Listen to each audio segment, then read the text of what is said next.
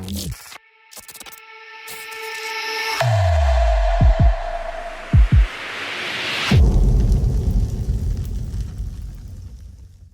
your boy Nixon coming back with another video here today on the channel. I wanted to do a little something different and talk about Roddy Ricch's $15,000 vocal chain.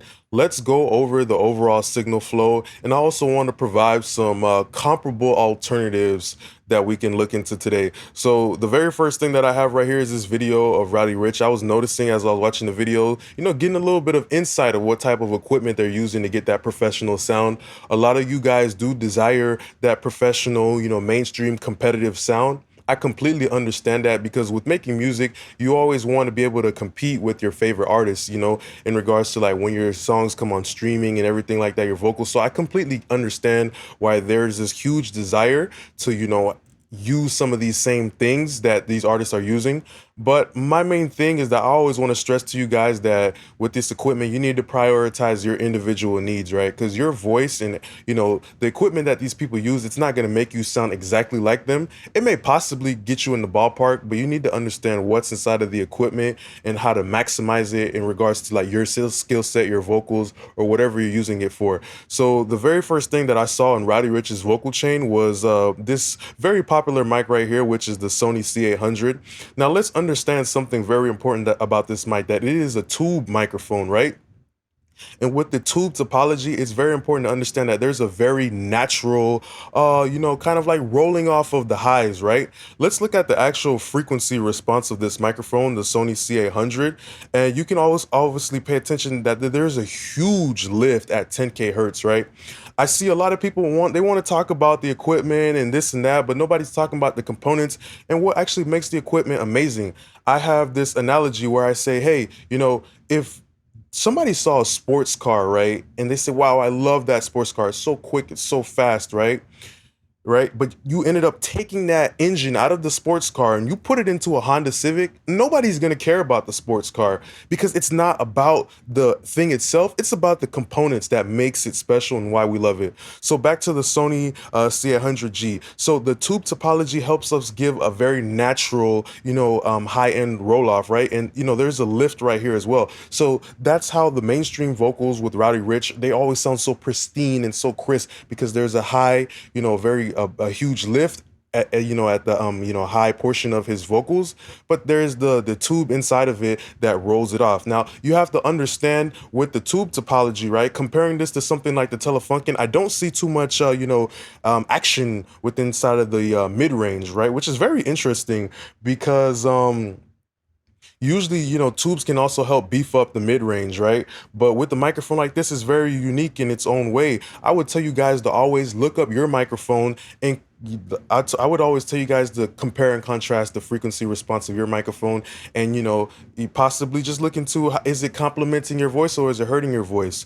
So some comparable alternatives to this type of microphone, right, is the warm audio. Another alternative is the Townsend microphone. And the very good thing about the Townsend microphone is it works in conjunction with the universal audio interface, right? Let's go back to Roddy Ricch's video. They also have, looks like an Apollo Twin right there. And, it works very well with the console app of the Apollo Twin, right? You can pretty much turn that microphone into many different types of vintage and newer model microphones, right? So, maybe personally, if you're on a budget, I would probably recommend this Townsend. Now, the next thing that we see into Roddy Ricch's vocal chain is the BAE 1073, which is a clone of the original Neve 1073, right? And a part of why we love Neve 1073s, we have to understand, is the beef, right? So let's go back to the Sony C800. Let's understand that it doesn't have much in regards to a bump in the low mids, right? So with the mainstream vocals, they always try to have it in a way where it's very clean and clear, but it still needs some meat and some body so it doesn't sound frail compared to the rest of the instrumentation inside of the music. So the Neve is a great timeless thing because it has something called a transformer in it. And specifically with the Carn Hill transformers, right? You have to understand that's what gives the Neve its beef, its meat, its size, right? It literally adds harmonic content to the lower register of, it could be something along the lines like a bass guitar or whatever, right? But transformers are very well known for adding beef to the low mids, right? The lower spectrum of the frequency. So it makes sense why somebody like Roddy Ricch, who doesn't necessarily have a deep voice, but is using a microphone that is boosting a lot in the high end, right, would be using something like a 1073. So for some of you who say, maybe my vocals sound kind of skinny and, not enough body, sometimes you might want to go with something like a Neve 1073 or a preamp that has a transformer inside. So the Neves, a part of that transformer is why it sounds so creamy and rich. And of course, we know the transistors are what gives it the buzz, the little spike, the little grit, right? So the microphone is giving us the high end lift, but then we're strategically using a preamp, right? Roddy Ricch, he's using a preamp to also give the vocal a little bit of texture in the top. And that's what the transistors do, right? So transformers have their function, transistors also have their function. This is the budget version, which would be something like along the lines of a Golden Age 73.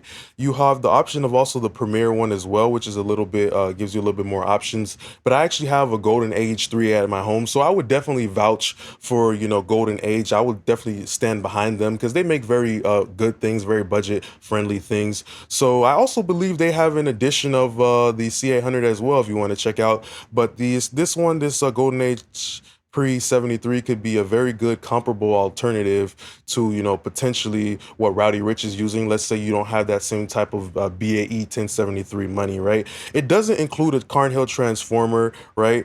But that's kind of a part of the reason why the price point is where it's at, right? So the next thing that we have in Roddy Ricch's vocal chain is actually looking like a Purple Audio MC77, right?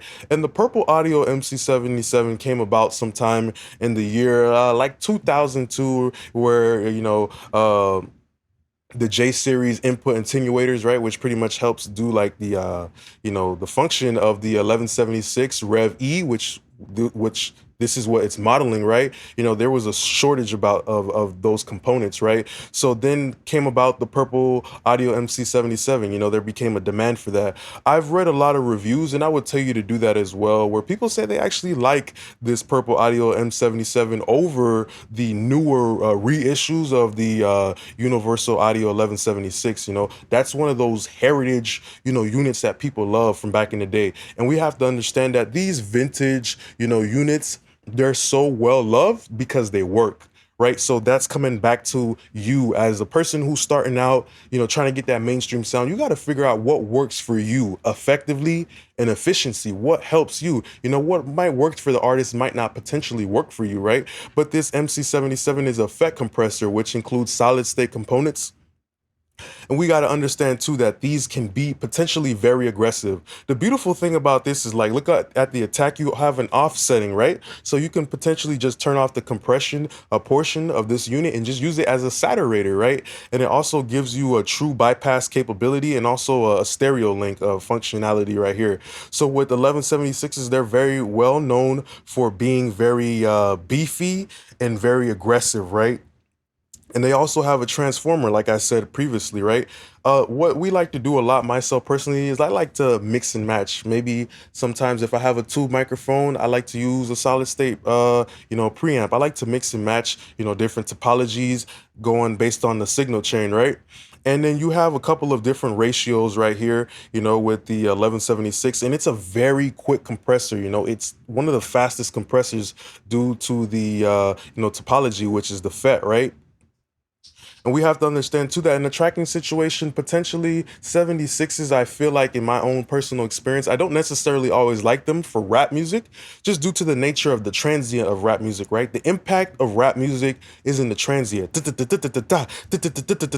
quickness and the rapidness of the way the artist is, putting their, a voice into the microphone, that transient, all of those things can sometimes become overly aggressive when you use an 1176. So personally, as my first hardware unit, I chose an optical compressor, right?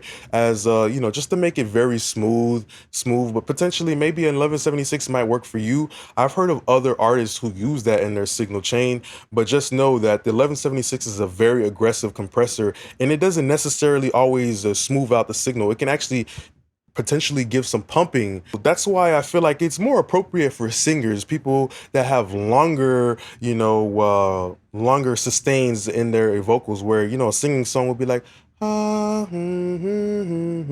feel like an 1176 works better for there.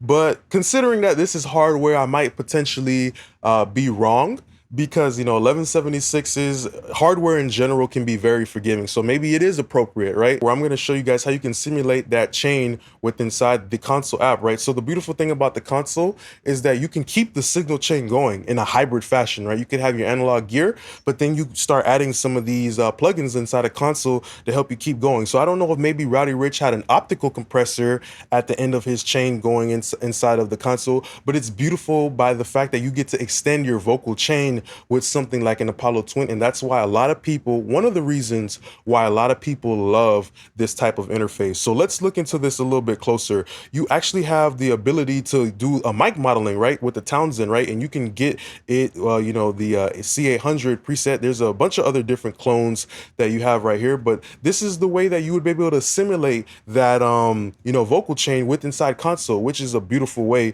of, making this interface very portable and very compact, right? The next thing that we have right here is the Neve 1073. So just like how, you might not potentially have money for a Bay 1073, you can also emulate it inside of, console, right? Using this 1073 by Universal Audio, who are excellent at, recreating some of those incredible sounds, right?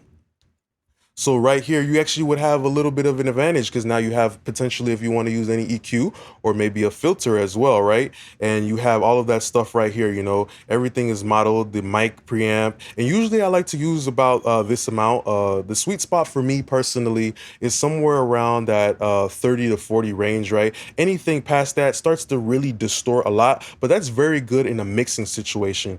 And the very last thing that we have right here to model his, signal chain would be the Universal Audio 1176 LN version, right? So the MC-C77 is actually modeling the this version of 1176, right, which is the blackface, right? And what I love about the low noise version of this is that it's very unique in the way that it breaks up and it distorts and adds some of that presence and some of that grit, right? So that enables these mainstream artists and hip hop rappers to, not necessarily have to be so energetic. They can sound very calm and very relaxed and very natural with the music, because they have a signal chain that's going to add some of the aggressiveness for them, right? So, that's the beautiful thing. And if I had an 1176 to track, right, like I said, with the hardware, you can do the off version and just use it as a saturator, but you can also make it very soft. And, this would be the slowest attack and this would be the quickest released, right? And you get to pick all of the ratios right here. And personally, if I was tracking with something like this along the lines of Roddy Ricch, I would probably be doing maybe about 1 to 3 dB. But maybe if it was the hardware and it sounded good, I'd probably be doing even more, right? Because 5 dB on a hardware unit isn't like 5 dB on a plugin, right? And, that's pretty much what I wanted to talk about today, is just trying to see how you can make your own, ballpark vocal chain along the lines of that. I'm not here to give a pretty little video and try to show all of that, cuts and all of that stuff. I'm not here for that. I was just here to give you the direct information that you needed so you can make a potential, decision, along the lines, if you wanted to do that, you wanted to make some of these big purchases. And I just want to say thanks a lot for being a great part of my YouTube family. I hope you guys were able to learn something. The parts are very important. I cannot stress that enough. Sometimes you can find, the parts inside of a different unit and it might work for you without having to, dish out the huge price tag. So I want to say thanks a lot for being a great part of my YouTube family. If you learned anything or you want to see more videos like this, drop it down below. I'm more than happy to continue to do this research and, give some of that information, the real information that people actually need to make these decisions prior to buying it. Just want to say thanks a lot for being a great part of my YouTube family. I do appreciate you guys. Now, peace.